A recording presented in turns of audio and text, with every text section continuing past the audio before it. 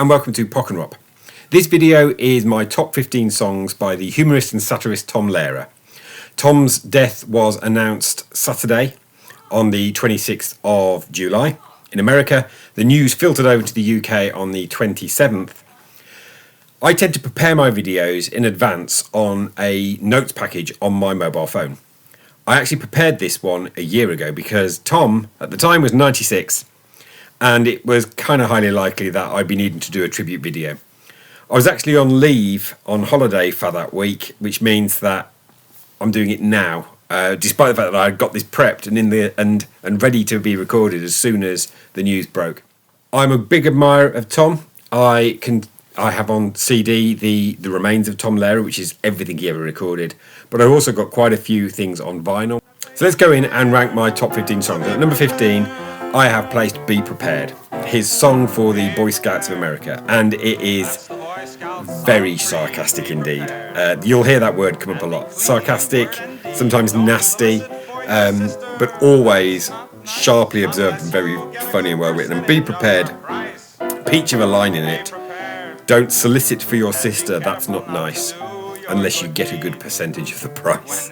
He was a genius lyricist. At number 14, I have placed Christmas Carol.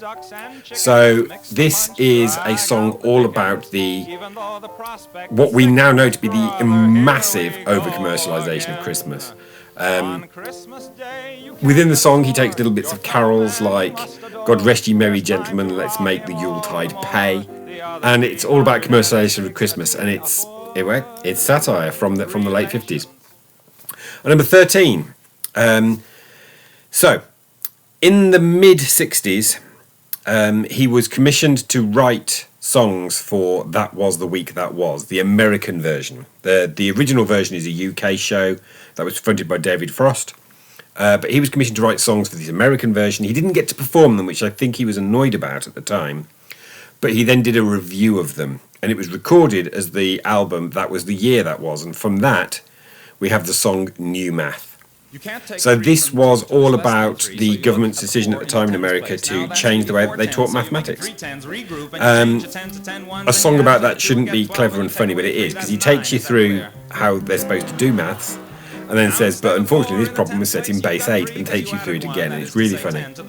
At number 12, I have placed a song that has broken out of the confines of his satirical oeuvre, and that is Fight Fiercely Harvard. So he makes the point that when he was at Harvard University, which by the way I only discovered recently, he went when he was 15 and was the youngest ever mathematics graduate from Harvard at the time. And he was a prodigy. He was a mathematical prodigy, but he was also a songwriting genius. And Fight Fiercely Harvard is the fight song for Harvard University, which is obviously genteel, and my understanding is that he wrote it as a joke, and it has been adopted by Harvard University. Fight Fiercely Harvard, fight, do. It's really, really entertaining. Number 11, again from That Was the Year That Was, Alma. So this is the story, or the life story, of Alma Gropius. Gropius, Mahler, and I can't remember who the other one was. And he says that it was his delight to read her obituary, which was effectively the sauciest obituary he'd ever read in his life. So this woman married Gustav Mahler, Walter Gropius, and Franz, can't remember the last name, but it's all about these relationships that she had with these incredible people who actually shaped a lot of the 20th century. So Alma at number 11. At number 10, It Makes a Fella Proud to Be a Soldier. So this is a sarcastic song about being enlisted in the army, which he was briefly, I believe, and it's full of characters that are quite nastily portrayed, but the melody is just so well constructed, and then the lyrics over the top of them are just, again, pure genius. Number 10, it makes a fella proud to be a soldier. Number 9 is a track that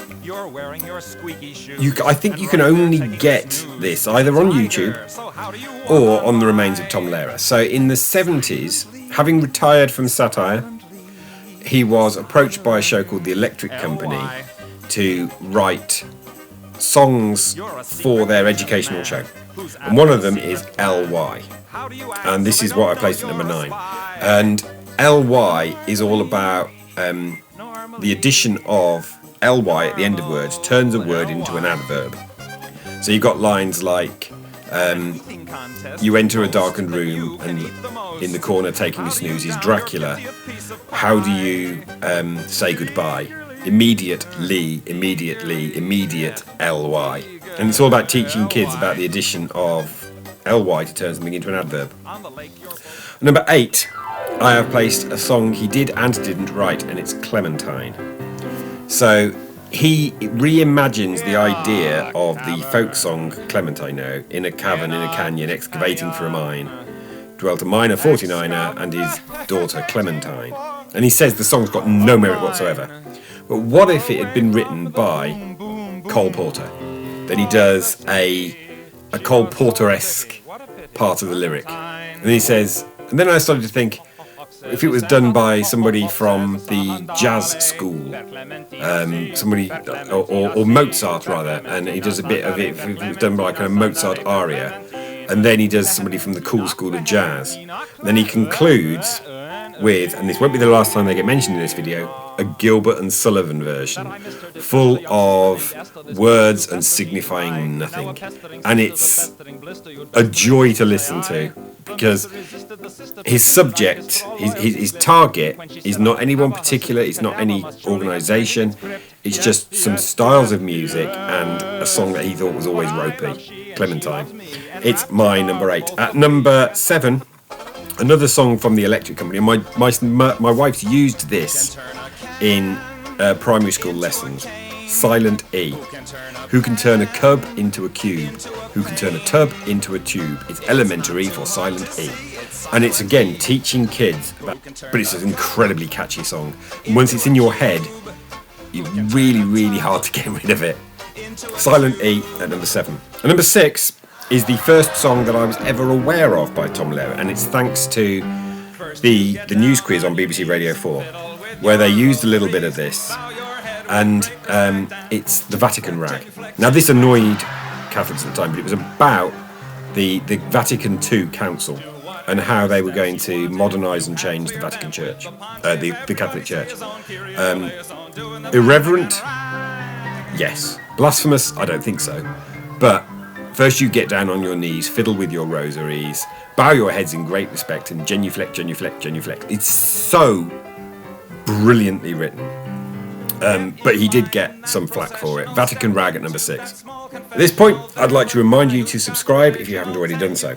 To click the thumbs up to like the video. It really helps with sharing the video with other people. The more people who like it, the more people it's going to actually get exposed to.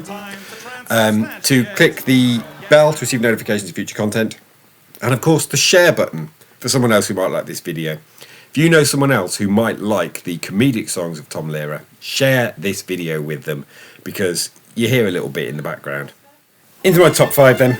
And number 5 from his original Songs by Tom Lehrer album, although the version I most like is the one with some orchestration that was done in the 60s, and I think George Martin might have been involved. It's the Hunter Song, and you've got the hook at the end of every verse that says, I went and shot the maximum the game laws would allow. 2 game wardens, 7 hunters, and a cow. And the middle section about saying the law was very firm, it took away my permit. I love that kind of lyrical construction where the rhyme works, but it's humorous in itself. And he does that a lot. Number 4, this song I didn't realise was actually a slightly political song about something that was going on in, I think it was Boston. Where they were basically trying to reduce the pigeon population. It's poisoning pigeons in the park. Such a clever song. Throughout, when they see us coming, the birdies all try and hide, but they still go for peanuts when coated with cyanide. Your pulse will be quickening with each drop of strychnine you feed to a pigeon. Just takes a smidgen. So well written, and probably, with one exception, his greatest legacy of a song. Because his greatest legacy of a song, I've actually placed at number 3. If the Vatican Rag was my first exposure, this was me hooked, and it's The Elements. Set to a probably recognisable tune. It's famously the periodic table of elements that was known at the time, to the tune of the modern Major General from Gilbert and Sullivan's Pirates of Penzance. There's antimony, arsenic, aluminum, selenium, and hydrogen and oxygen, and nitrogen and rhenium. I can't quite do the whole song. It's not yet a party piece, but I would love it if I could actually get it round, because it's absolute genius. The Elements are number 3. And number 2, the Masochism Tango. Again, the 1960s version with some orchestration lifts it a little bit more. The lyrics in this are just perfect. So well observed. A great humorous song will have lyrics that make you laugh and make you think. And the Masochism Tango is a perfect example of that. It's just such a clever, funny song. Which leaves at number 1. We Will All Go Together When We Go. Now this perhaps now, for the first time since the 80s, feels remarkably concerning. It's all about what will happen if a nuclear bomb's actually used. We will all go together. There'll be no mourning because there'll be nobody left to mourn, nobody left at the wake. And with the current climate in the world, we hope that it's just a sick joke, this song, and not a prophetic message. So that concludes my top 15 Tom Lehrer songs. It just remains to say R.I.P. Tom. Thank you for the laughs and the thought-provoking lyrics of your comedy career. I'll be back with another video soon.